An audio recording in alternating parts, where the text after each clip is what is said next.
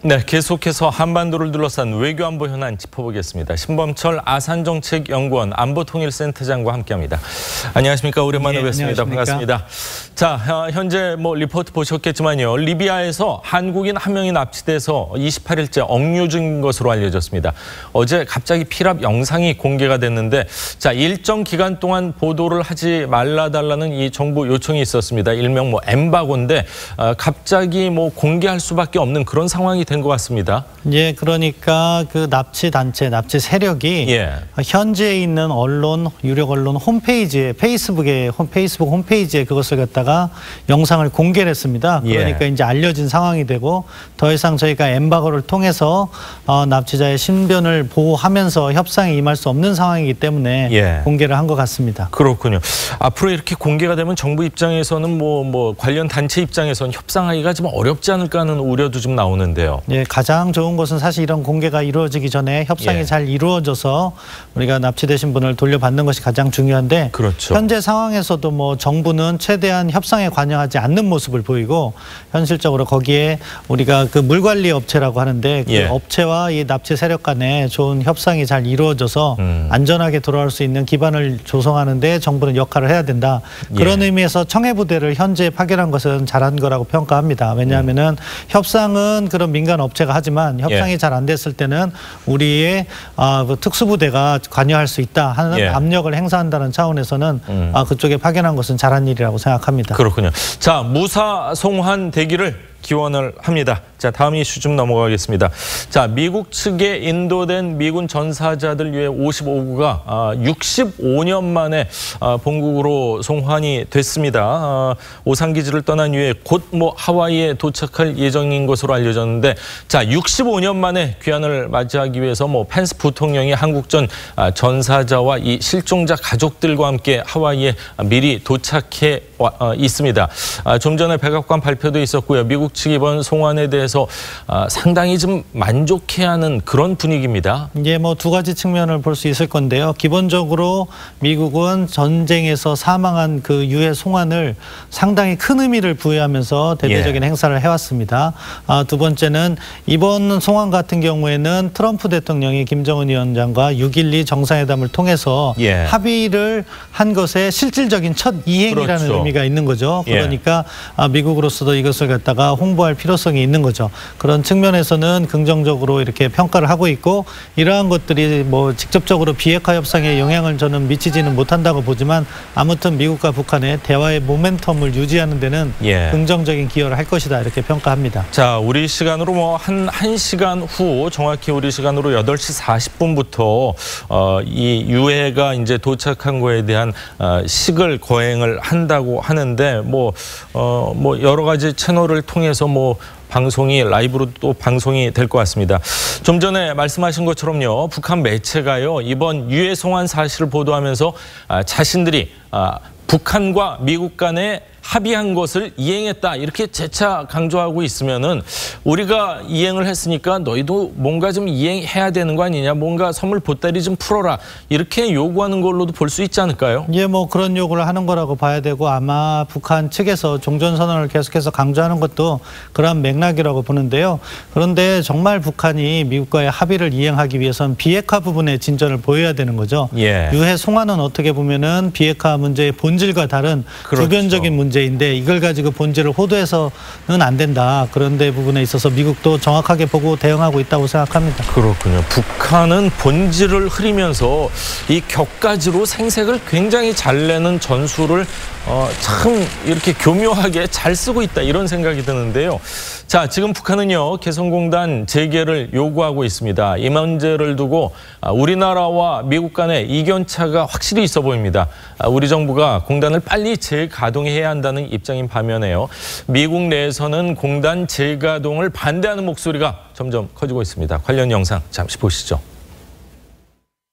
개성공단은 가능하면 빠르게 재개되어야 한다는 입장을 저희는 가지고 있지만, 대북 제재 틀 속에서 이러한 문제를 풀어나가는 게 중요하다는 인식을 가지고 있습니다.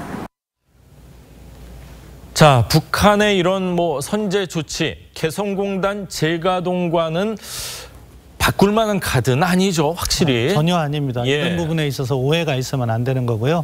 개성공단은 이제는 어떻게 유엔 안보리 제재의 대상이 됐습니다. 예. 그러니까 과거 우리가 개성공단을 폐쇄할 당시에는 관련된 유엔 안보리 제재가 없었지만 작년 9월에 통과된 작년 10월이죠. 2375호에 의해서 예. 북한과의 그러한 교역이 금지됐습니다. 따라서 우리가 이러한 개성공단을 재가동한다는 것은 예. 국제사회에 합의된 규범적인 성격을 지닌 유엔 안전보장이사의 결의를 위반하는 것이 되기 그렇죠. 때문에 그러면은 제재 대상이 한국 기업이 될 수가 있다. 따라서 예. 이제는 비핵화가 진전이 되어야지 개성공단을 재개할 수 있다는 확고한 원칙을 가지고 정부도 이것에 임해야 된다고 봅니다. 그렇군요. 자, 미국이 개성공단 재가동해도 좋다 하는 사인을 보내기 위해서는 북한이 실질적으로 어떤 행동을 취해야 될까요? 적어도 신고 검증 폐기에 대한 일반 원칙을 합의하고 신고 예. 정도는 해야 되는 거죠.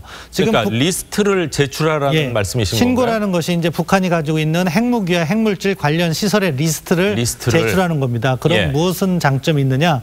북한의 핵 능력이 어느 정도 되는지 파악이 되는 거죠. 예. 그런데 지금 북한이 전개하고 있는 협상은 소위 말하는 살라미로서 예. 그러니까 자신의 핵실험장 폐기, 미사일 실험장 일부 폐기, 그다음에 뭐 영변 원자로 가동 이런 식의 협상을 임하다 보면 계속해서 북한에 대해서 우리가 제공을 하는데 북한이 도대체 핵무기를 얼마나 가지고 있는지 핵능력이 그렇죠. 뭔지 파악도 못한 깜깜이 협상이 될 수밖에 없다. 예. 따라서 우리가 개성공단이라든가 뭐 종전선언이나 다 유사한 맥락이라고 생각하는데요. 북한이 게임의 법칙을 바꿔야 됩니다. 지금 살라미가 아니라 예. 신고검증 폐기라는 일반적인 합의를 하고 그다음에 비핵화의 예측 가능성을 높인 다음에 협상에 임해야 되는 거죠. 예. 자, 뭐 이렇게 핵 협상, 뭐 한반도 비핵화 일정 부분 뭐 지지부진하다 이렇게 표현을 해도 될 것 같은데, 자, 트럼프 대통령은요 이렇게 지지부진한 이유가 중국의 개입설 또다시 거론을 했습니다. 뭐 불만을 애둘러 표현한 거로 봐도 될 텐데.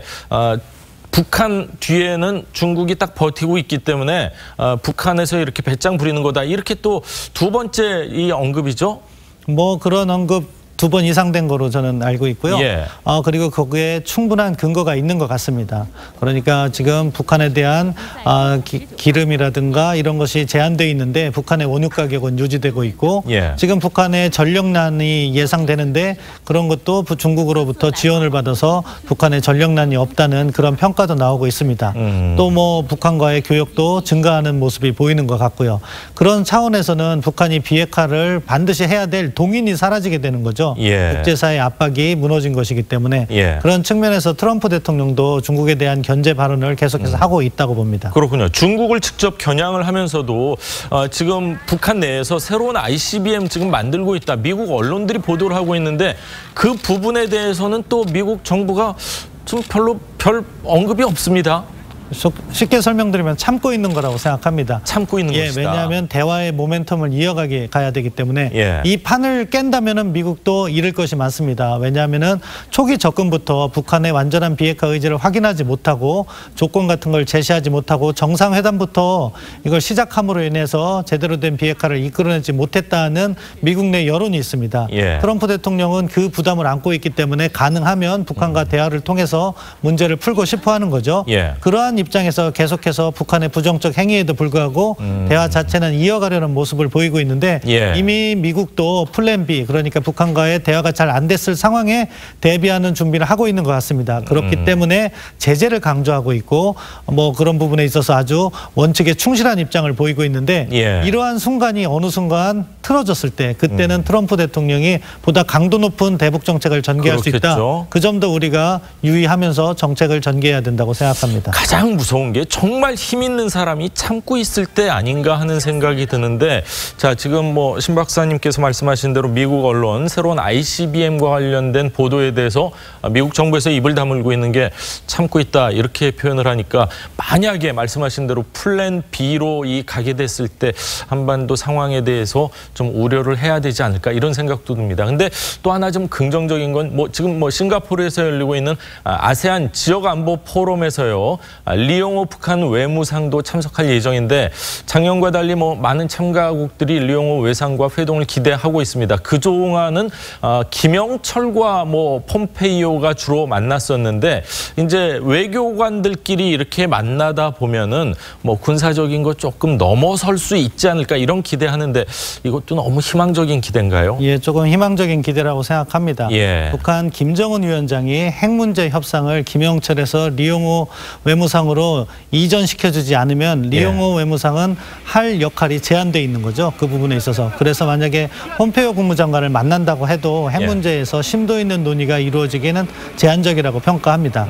만날 가능성은 여전히 있다고 생각합니다. 저는. 근데 만약에 만나더라도 핵 문제에 있어서 커다란 진전을 이루어내기보다는 아마 폼페이오 국무장관이 김영철 부위원장과 합의한 실무 협상을 언제쯤 재개하겠다. 이 정도만 얻어내도 의미 있는 진전이다. 그렇게 생각합니다. 그만큼 현재 미국과 북한 간의 비핵화 부분에 있어서는 진전을 보지 못하고 있다. 그렇게 평가하고 싶습니다. 그렇군요. 자, 우리나라와 뭐 북한 그리고 미국 이 세 외교장관이 모여서 종전선언 논의할지도 관심이 쏠리고 있는데 자, 이처럼 뭐 기싸움이 팽팽한 분위기에서 종전선언 뭐 언급하는 게 과연 맞는 것인지 근데 또 뭐 양재츠 위원이 한국 와서 보면은 북한 입장에서는 중국의 뭐 위신을 제대로 좀 세워준 듯한 또 생색내기 중국 입장에서는 중국한테는 우리가 너희 끼워줬어 뭐 이런 얘기할 수 있는 그런 분위기 만들어준 것 같아요. 예, 흐름을 보시면 4.27 판문점 선언에서 남북미 3자 또는 남북미주 4자 종전선언을 하기로 합의를 했습니다. 그때부터 이제 중국은 자칫하면 자기들이 소외될 수 있다는 생각을 한 것 같고 북한의 전략적 가치는 상승을 하게 된 거죠. 그러면서 북한도 이제 종전선언에 보다 관심을 모으고 중국조차도 이제 종전선언이 필요하다는 북한의 입장을 거들고 있는 것 같습니다. 그러니까요. 여기서 우리가 주의할 게 있습니다. 우리 정부의 종전선언과 관련된 입장이 두 가지가 없습니다. 하나는 무엇이냐? 어떤 조건하에 종전선언을 하겠다. 이 부분에 대한 입장이 분명하지 않습니다. 북한은 지금 무조건 종전선언을 내놔라 이런 입장인데 미국 행정부는 아까 말씀드린 것처럼 북한이 신고 검증 폐기에 대한 원칙을 합의하고 신고 정도는 해야지 종전선언을 해줄 수 있다. 최소한이죠. 그거는. 그런 입장인데 우리는 거기에 대해서 침묵하고 있습니다. 두 번째 문제점은 무엇이냐? 종전선언을 통해서 과연 무엇을 하려고 하는 것이냐 하는 데에도 우리가 입장이 부족합니다. 북한이 종전선언을 꺼내는 카드는 종전선언을 하게 되면 유엔군 사령부라든가 이런 것을 폐지하라. 그래서 한미동맹을 약화시키려는 그러한 배경이 깔려 있다고 봅니다. 과거 70년대부터 일관되게 주장해 온 것이거든요. 그럼 과연 우리 정부는 그러한 입장을 받아들일 것인가 하는 부분에 있어서도 고민을 한 다음에 종전선언을 추진해야 되는데 이러한 조건과 결과에 대한 내용이 없다 보니까 자칫하면 지금 미국 대 남북 중이 되는 구도가 형성되는 것이 아닐까 하는 우려가 됩니다. 그래서는 이러한 북한 핵 문제라든가 앞으로 풀어가야 될 많은 안보 과제를 우리가 주도적으로 풀 수 없다. 따라서 현재 시점에서 우리의 조건은 무엇이고 그것과 관련해서 한미 간의 긴밀한 공조의 필요성이 있다. 이 점을 지적하고 싶습니다. 그렇군요. 뭐 한반도 비핵화 관련해서 뭐 긍정적인 또 부정적인 사인들이 동시에 나오고 있는 것 같은데 말씀하신 대로 뭐 긍정적인 이 신호들이 좀 더 커질 수 있기를 기대해야 될 것 같습니다. 자, 오늘 신범철 박사님 말씀은 여기까지 듣겠습니다. 감사합니다.